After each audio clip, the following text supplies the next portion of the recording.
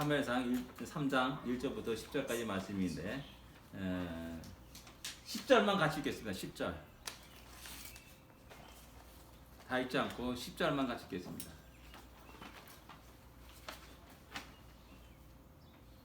10절입니다. 같이 읽겠습니다. 여호와께서 임하여 서서 전과 같이 사무엘아 사무엘아 부르시는지라 사무엘이 이르되 말씀하옵소서 주의 종이 듣겠나이다. 아멘. 우리가 주보 앞에 주여 내가 여기 있나이다 라는 우리가 함께 구호를 제창합니다. 그래서 그와 같은 성경 말씀을 이렇게 정해서 말씀을 전하게 됩니다.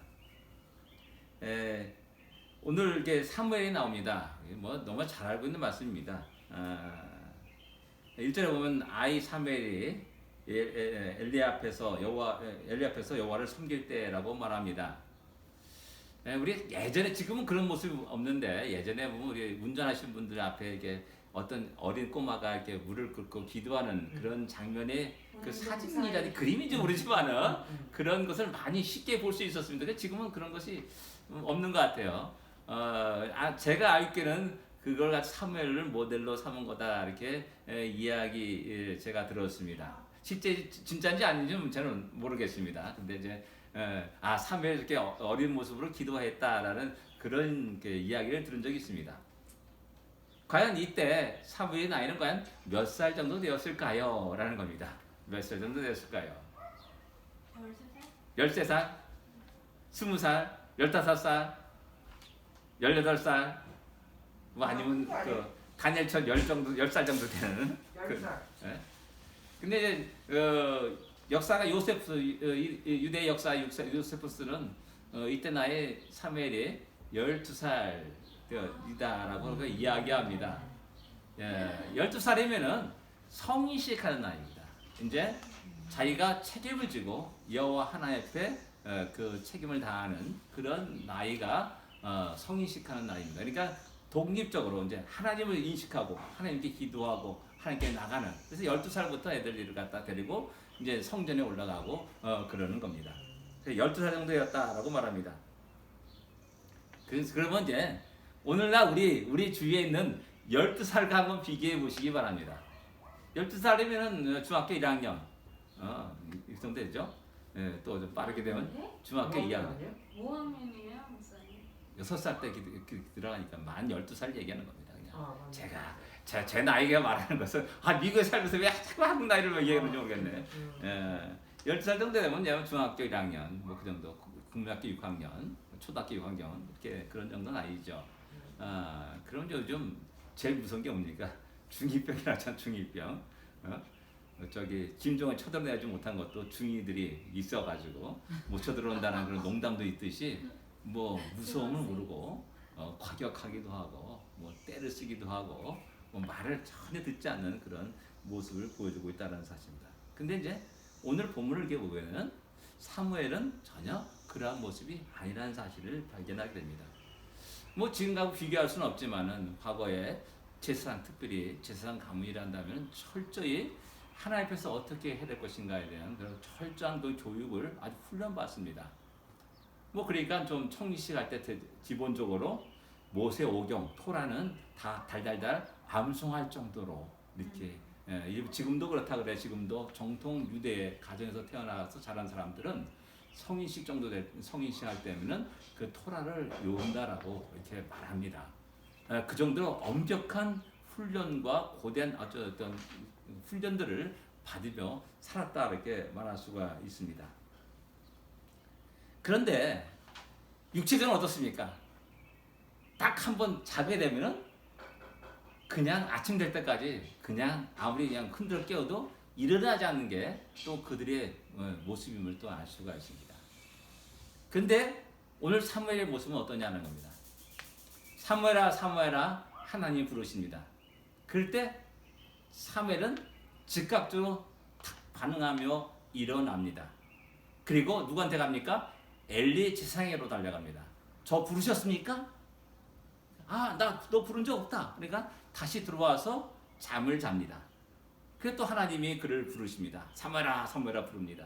그래서 또 역시 버떡 일어나서 즉각적으로 반응을 합니다. 그리고 또 엘리에게 갑니다. 저 부르셨습니까? 아니 나 너 부른 적 없는데. 다시 돌아가라. 다시 돌아가서 또 잠을 잡니다. 이런 일들이 3번씩이나 반복되는 걸 보게 됩니다.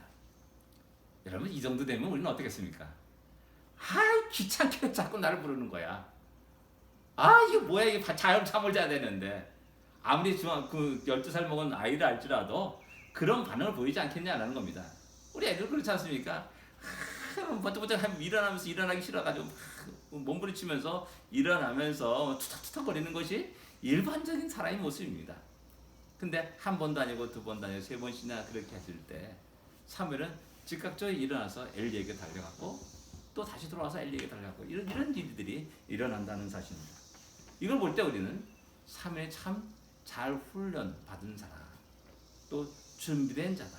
어떤 면에서 하나님이 쓰시기에 합당하게 잘 준비되었다라는 사실을 알 수가 있습니다.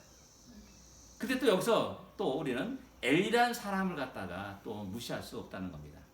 여러분들 엘리를 어떻게 받아들일지 모르지만 성경에 보면 약간 부정적인 모습을 이렇게 보여주고 있지 않습니까? 그러나 이 사건, 이 본문에 볼 때는 참 엘리도 참 훌륭한 제사장이었다, 또 스승이었다라는 사실을 우리 금방 알 수가 있습니다. 왜? 사무엘이 와서 막 흔들게 합니다. 선생님이요, 나 부르셨습니까? 제사장님 부르셨습니까? 나 안 불렀는데? 하고 보내지 않았습니까? 근데 그걸 3번씩이나 반복한다는 겁니다. 야, 왜 내 잠을 깨우는 거야? 하면서 화를 낼 수 있다는 겁니다. 안 그렇겠습니까? 우리 입장에 보게 되면은 그런 겁니다. 근데 3번씩을 다 받아주고 아 이게 아니구나.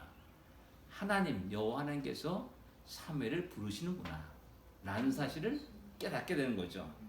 여기서 중요합니다. 이 장면에서 중요한 거죠. 대부분 사람들은 나를 중심으로 모든 것이 이루어져 나가기를 원합니다. 특별히 지도자의 위치에 있는 사람들, 또 그런 사람들은 모든 것이 길은 로마로 통하다 이렇게 하듯이 모든 것이 자기를 통해서 나가기를 원합니다. 거기서 소외되는 거면 너무나 고통이고 괴롭습니다. 근데 여기서 엘리는 뭐라고 합니까?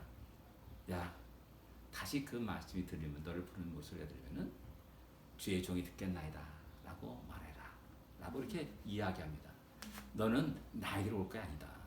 너는 그 하나의 말씀에 귀를 기울여야 될 상황이다 라고 그의 모든 것을 하나님께로 돌립니다. 여기에 엘리의 나름대로 엘리의 참 위대한 그런 훌륭한 인격적인 그런 모습을 보여주고 있다는 사실입니다.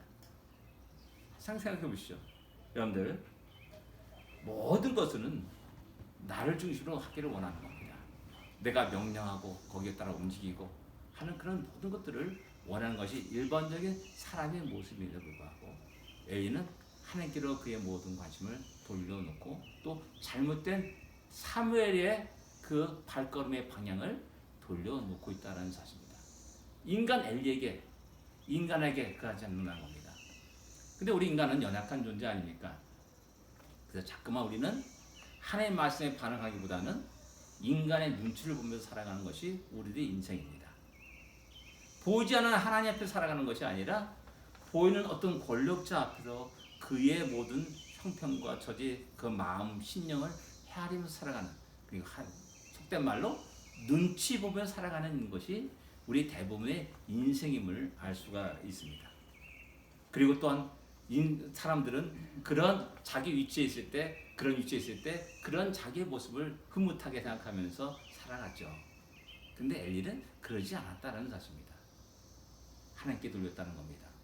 자기가 영광을 받는 것이 아니라 하나님이 영광을 받아야 되는 것을 너무나 잘 알고 있었던 사람이 엘리라고 말할 수가 있습니다. 거기서 우리는 훌륭한 제사장, 훌륭한 스승인 엘리를 만나게 되고 또 그런 스승 아래서 잘 배우고 듣고 공부한 훈련된 사무엘을 만나게 되는 것이죠. 거기서 사무엘은 어떠한 것에 의해서도 즉각적으로 반응하는, 또 들을 수 있는 그런 자세가 되었고 준비가 되었음을 알 수가 있습니다. 상처받지 않은 사무엘의 모습. 여러분들 우리가 잘 알다시피 사무엘의 아들 홈리와 비느하스는 좀 망나니 같은, 과연 제사장으로서의 그 다음에 대를 이어서 행할 수 있을까랄 정도로 하나님을 아주 무시하고 경홀히 여기는 그런 사람이었음을 성경은 기록하고 있습니다. 그것에서 하나님이 진노하셨고 그들에게 재앙을 내렸다는 사실을 우리는 알고 있습니다. 한번 생각해 보십시오. 그런 사람 밑에서 사무엘이 자라고 있는 겁니다. 그럼 그가 보는 것이 무엇이겠습니까? 잘못된 것만 보고 모순되는 것만 보는 겁니다. 이러면 안 되는데 저러면 안 되는데 이렇게 자라게 되는 거죠. 그러다 보면 어떻게 됩니까? 신앙에 대해서 상당히 냉소적인 인간으로 바뀌게 되는 것이 일반적인 사람의 모습입니다. 여기 12살이라고 했습니다. 저도 제 개인적으로 12살에 교회를 떠난 사람입니다. 왜? 교회에서 싸우는 모습을 봤거든요. 야, 교회가 왜 이래? 라면서 교회에서 싸우는 모습을 보면서 야, 나는 교회 안 다녀 하고 교회를 떠나가지고 한 6년, 7년 기간을 이렇게 교회를 떠난 사람으로, 예수 모르는 사람으로 이렇게 살았던 적이 있었습니다. 왜? 제 눈에는 그게 잘못됐거든요. 교회에서 이런 것은 저를 용납할 수 없거든요. 아마도 사무엘은 그런 모습을 보았음에도 불구하고 그렇게 그런 환경 속에 자라면서도 참 아름답게 아주 하나님의 뜻 안에서 아주 아름다운 모습으로 자랐음을 우리가 알 수가 있습니다. 중요한 것은 뭐냐면 사무엘이 그 부르심에 즉각적으로 반응한다는 사실입니다. 응답한다는 사실입니다. 그래서 오늘 우리의 제목은 우리는 응답합니다라는 제목인 겁니다. 지난주에 우리는 기도합니다라는 제목을 했습니다. 우리는 모든 일에 모든 곳에서 기도해야 됩니다.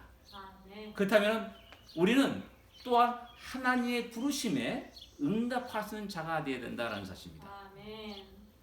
응답하는 자를 통해서 하나님은 당시의 크고 놀라운 거룩한 일들을 이뤄 가시고 행하신다는 사실을 성경은 우리에게 이야기하고 있는 겁니다. 우리 여러분들 우리가 잘 알아서 이게 오늘 부르실 때 응답하는 사람들, 아브라함이 있습니다. 아브라함아 부르니까 주여 내가 여기 있나이다. 주여가 아니라 내가 여기 있나이다 라고 즉각적으로 응답합니다. 그 아브라함에게 야, 너 사랑하는 독자 이삭을 내게 번제로 바쳐라. 모리아산에 가서 번제로 바쳐라 라고 명령을 하죠. 여러분 그 명령에 예스! 즐겁게 기쁘게 반응하면서 하는 사람이 과연 몇 명이나 있겠냐는 겁니다. 그러나 아브라함은 부르심에 내가 여기 있나이다 라고 응답하였고 그 하나님의 말씀 뜻을 듣고 그대로 행동으로 옮겼다는 사실을 성경은 우리에게 증거하고 있습니다. 야곱도 마찬가지입니다. 요셉이 애굽에 살아있다는 것을 알고 모든 가족들이 모든 재산을 다 정리해가지고 이제 애굽으로 떠나려고 하면서 이제 그 경계선에 부엘삽에 이르게 됩니다. 거기서 이제 하나님께 제사를 희생제를 드리죠. 내가 다시 언제 이 땅으로 돌아올 것인가? 어떻게 하나님의 약속의 언약의 땅을 갖다 떠날 것인가? 라는 그런 두려움과 걱정이 있었을 겁니다. 그때 하나님은 야곱을 부르십니다. 야곱아, 야곱아, 내가 여기 있나이다 라고 말합니다. 그리고 야곱에게 하나님은 야, 걱정하지 마. 너의 눈을 야곱이 감길 거다. 그리고 너희가 다시 이 땅으로 돌아올 것이다 라고 약속을 합니다. 그리고 그는 애굽으로 내려가죠. 그리고 요셉을 만납니다. 어떤 이런 신앙인들은 하나님의 말씀에 부르심에 즉각적으로 응답하는 모습을 성경은 우리에게 보여주고 있다는 겁니다. 모세도 마찬가지입니다.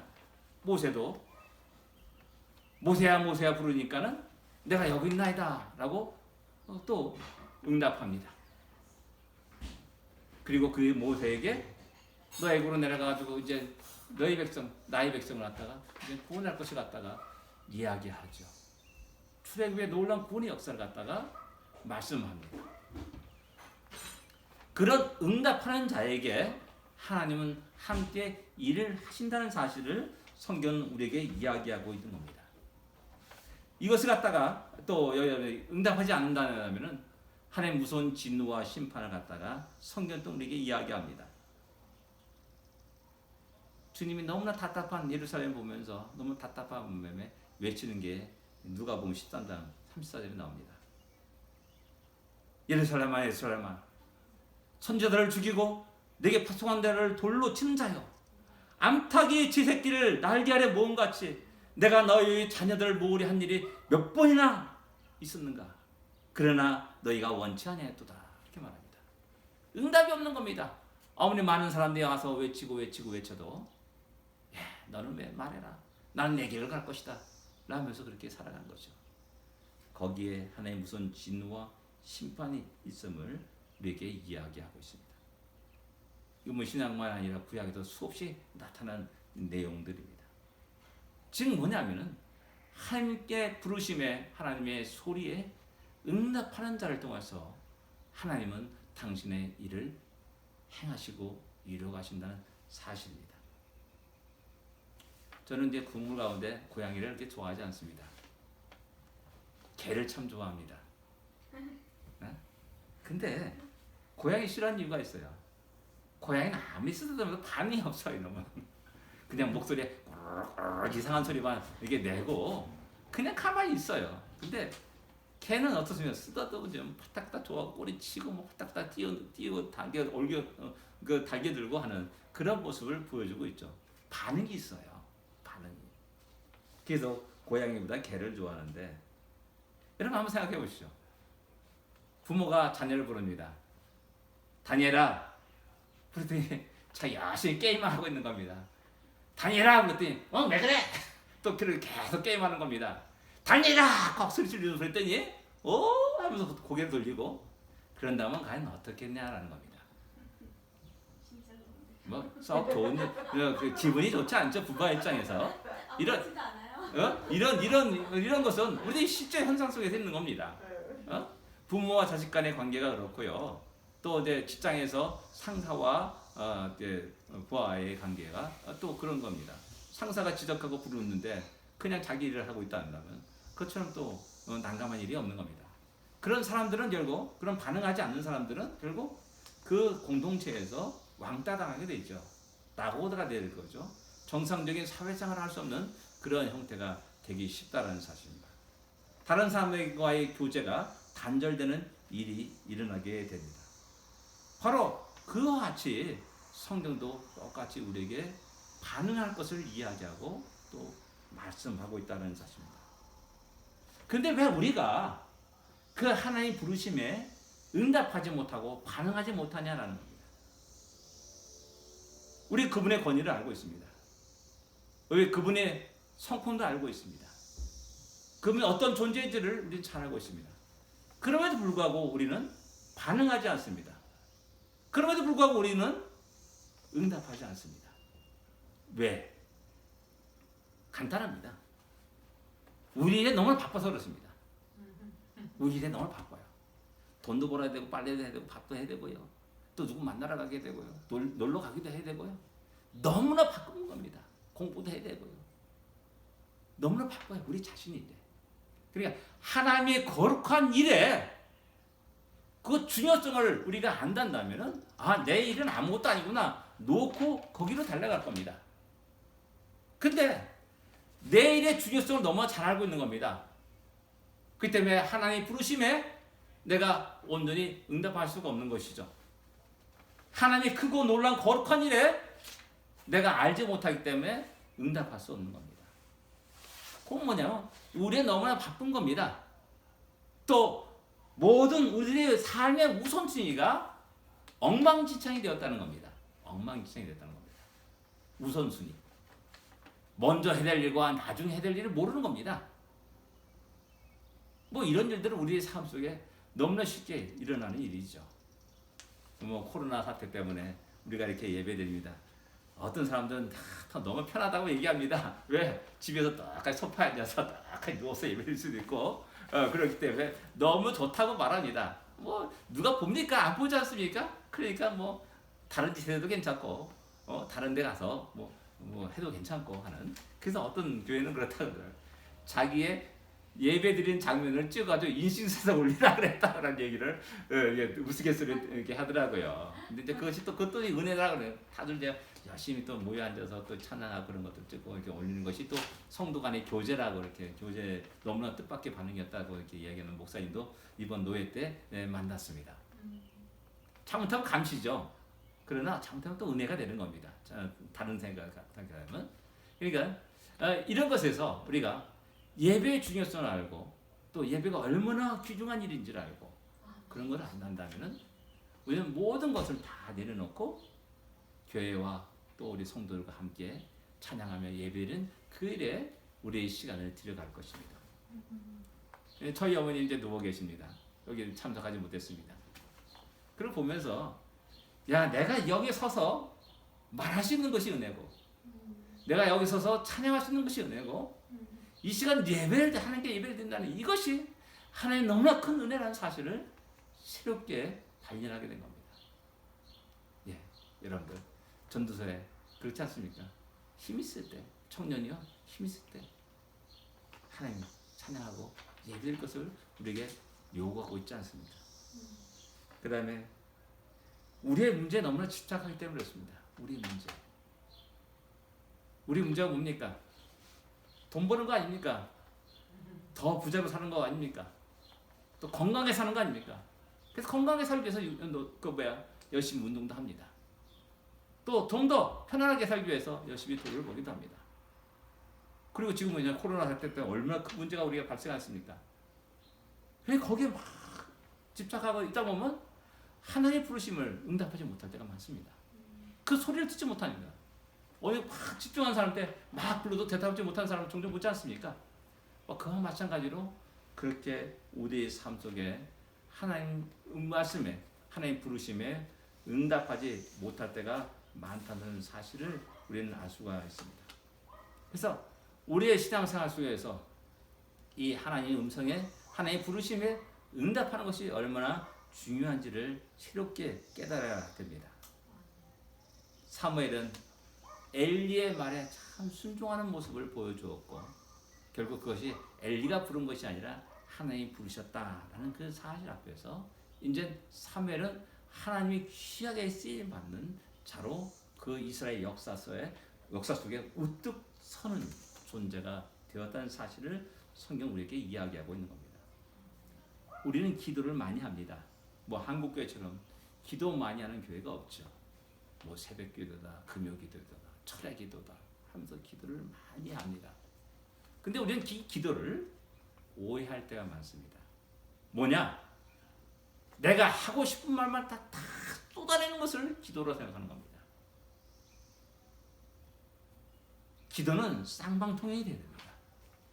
대화 그렇지 않습니까? 대화가 막 쌍방통행이 돼 대화가 재미있게 흘러가는데 일방통행으로 팍 어떤 사람이 얘기하면 그리고 안녕 하고 헤어진다면 어떻게 됐습니까?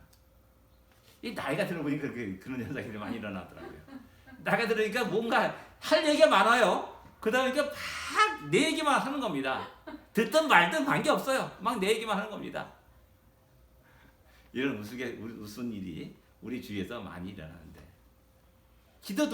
우리의 기도도 혹 그런 기도가 아닌가 하는 생각을 하게 됩니다. 하나님 이것 필요합니다. 하나님 이것 필요합니다. 하나님 이런 문제가 있습니다. 저런 문제가 있습니다. 나 이런 마음이 아픕니다. 괴롭습니다. 나 이렇게 어렵습니다. 나 곧 죽을 것 같습니다. 막 이렇게 막 쏟아냅니다. 아멘 하고 떠나버립니다. 하나님 말하려고 잠깐 기다려봐. 내가 말할 게 있어. 너 그러면 좀 내가 이렇게 해야 돼. 저렇게 해야 돼. 하나님이 해결책 제시하려니까 벌써 떠나버리는 겁니다. 이것이 우리의 신앙의 문제가 되는 겁니다. 하나님의 말씀에 반응이 없고 하나님의 말씀에 귀를 기울이지 않습니다. 무시하는 거죠. 기도하면서도 말씀을 듣지 않고 귀를 기울이지 않고 그냥 내가 하고 싶은 말 다 쏟아붓고 1시간, 2시간, 10시간 막 쏟아붓고 끝나버리는 거 아무나 끝나버리는 그것이 우리의 기도가 아닌가 하는 생각을 하게 됩니다.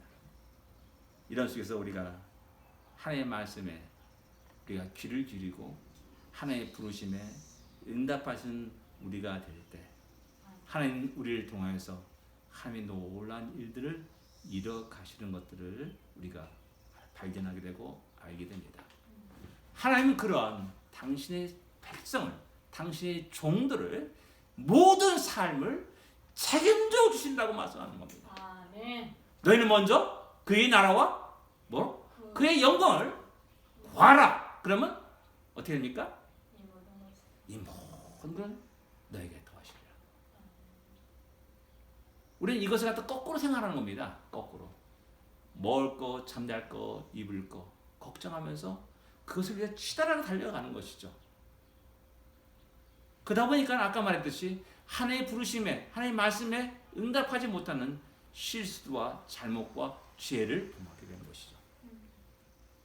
그러다 보니까 하나님 우리를 통해서 크고 놀라운 일들을 이뤄가실 수가 없는 겁니다. 제한되는 겁니다. 그러나 이런 삶을 거꾸로 말할 때 그의 나라와 영광을 위해서 구하면서 살아갈 때 이 모든 걸 너에게 더하시라는 그 약속의 말씀이 우리의 삶 속에 적응되고 역사하고 일하시는 것들을 경험하게 될 겁니다.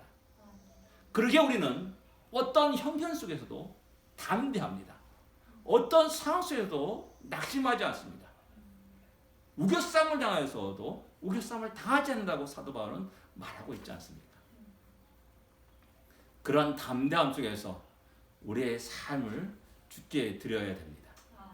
반응할 수 있어야 됩니다. 하나님 부르시면 분명한 목적과 이유가 있습니다. 그냥 쓸데없이 부르는 게 아닙니다. 심취해서 부르는 것이 아닙니다. 하나님의 크고 놀라운 거룩한 뜻을 알려주기 위해서, 비밀한 일을 알려주기 위해서, 하나님의 계획을 알려주기 위해서 당신이 사랑하는 종들을 부르시는 것입니다. 교회를 부르시는 겁니다. 이럴 때 우리가 반응하며 주여 내가 여기 있나이다. 말씀하옵소서. 종이 듣겠나이다. 라는 그 자세로 겸손히 무릎 꿇고 귀를 기울이는 우리 교회와 우리 모든 성도가 되어야 될 것입니다. 그럴 때 우리는 다시 하나님의 들림을 받게 됩니다. 하나님의 역사 속에서 다시 우리는 일어나게 됩니다. 기도하겠습니다.